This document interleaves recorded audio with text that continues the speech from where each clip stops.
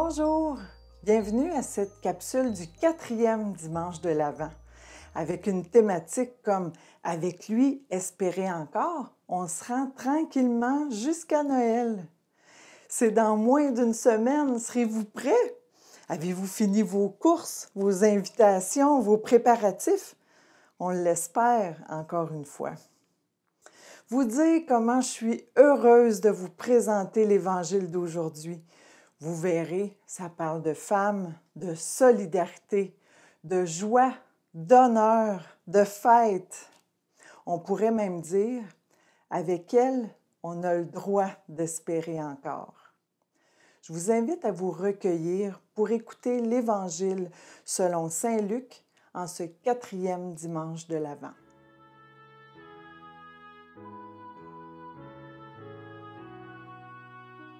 Évangile de Jésus-Christ selon saint Luc. En ces jours-là, Marie se mit en route et se rendit avec empressement vers la région montagneuse, dans une ville de Judée. Elle entra dans la maison de Zacharie et salua Élisabeth. Or, quand Élisabeth entendit la salutation de Marie, l'enfant tressaillit en elle.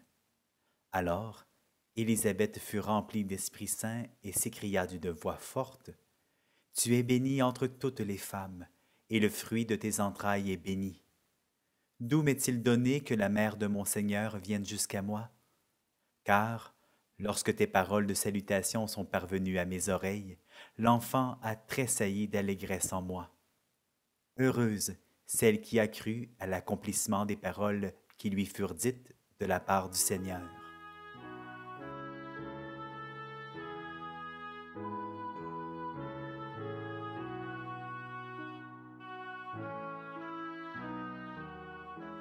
Marie qui rend visite à une femme enceinte.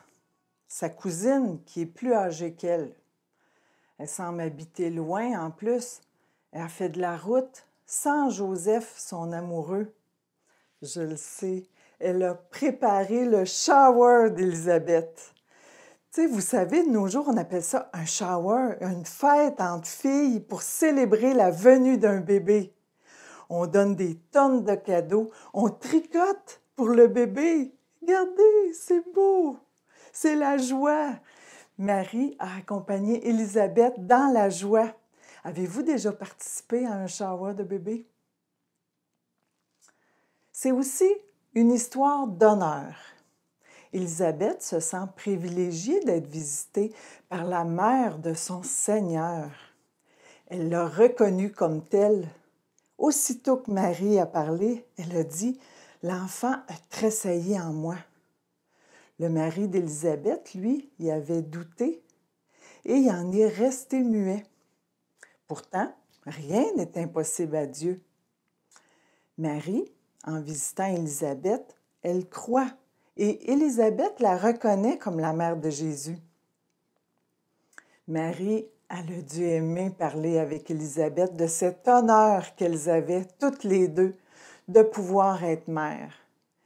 Quel privilège nous avons, les femmes, les mères, de mettre un enfant au monde. C'est aussi la solidarité entre femmes. Élisabeth était appelée la stérile. Est-ce qu'elle avait beaucoup d'amis? À cette époque, être stérile, c'était un signe de malédiction. Aurait-elle de l'aide pour son accouchement? L'histoire ne le dit pas, mais Marie est quand même restée avec elle quelques mois. Marie avait-elle du temps pour ça? Nouvelle fiancée, enceinte, probablement que tout ça, ça l'a dérangée. Puis moi, est-ce que j'accepte de me faire déranger des fois? On en est au 4e dimanche de l'Avent. La fête approche. Je dois, en plus des préparatifs des fêtes, me préparer le cœur. Mais comment? Je peux demander de l'aide, comme Marie a demandé à Élisabeth de l'aider à concrétiser ce qui lui avait été dit par l'ange. Des idées pour se préparer le cœur? Oui, On pourrait chanter des chants religieux ou des chants de Noël pour nous imprégner de l'ambiance. On pourrait prier tout simplement un peu plus souvent.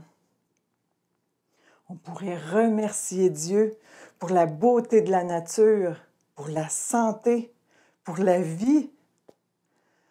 On pourrait pardonner humblement à quelqu'un avec qui, des fois, ça peut être plus difficile d'entrer en relation. On pourrait donner généreusement nos surplus au lieu des vendre sur Marketplace. On pourrait accepter de l'aide avec humilité si nécessaire.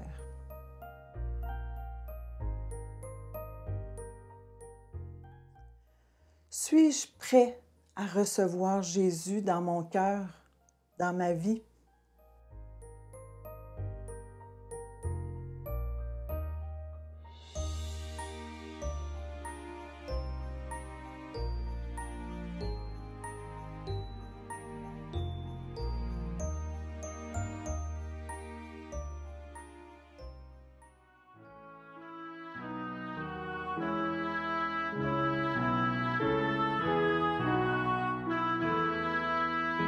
À toi,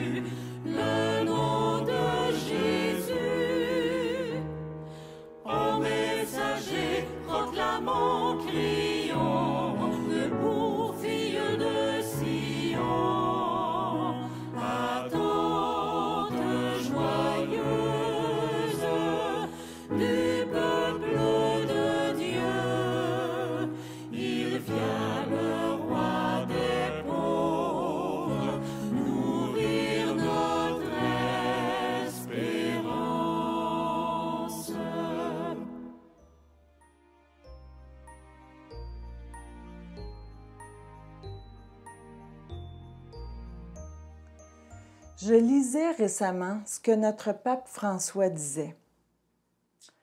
Lorsque nous sentons que notre enthousiasme s'est refroidi, la prière le ravive, car elle nous ramène à Dieu, au centre des choses.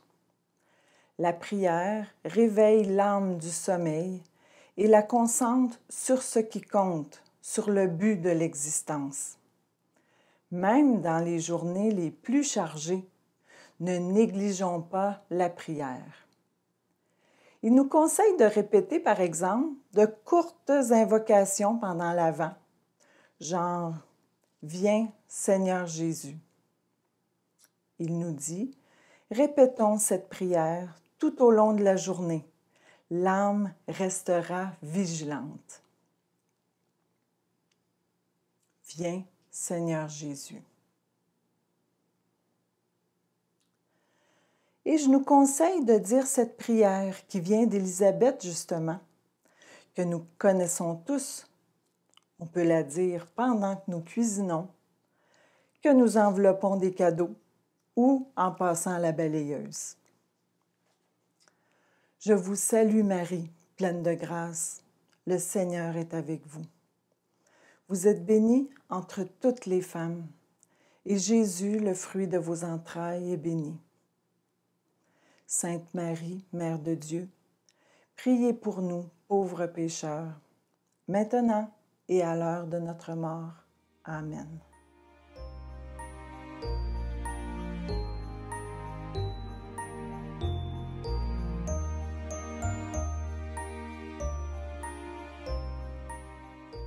Prenez le temps, en cette dernière semaine mouvementée, de rendre visite à quelqu'un, à l'exemple de Marie à Élisabeth.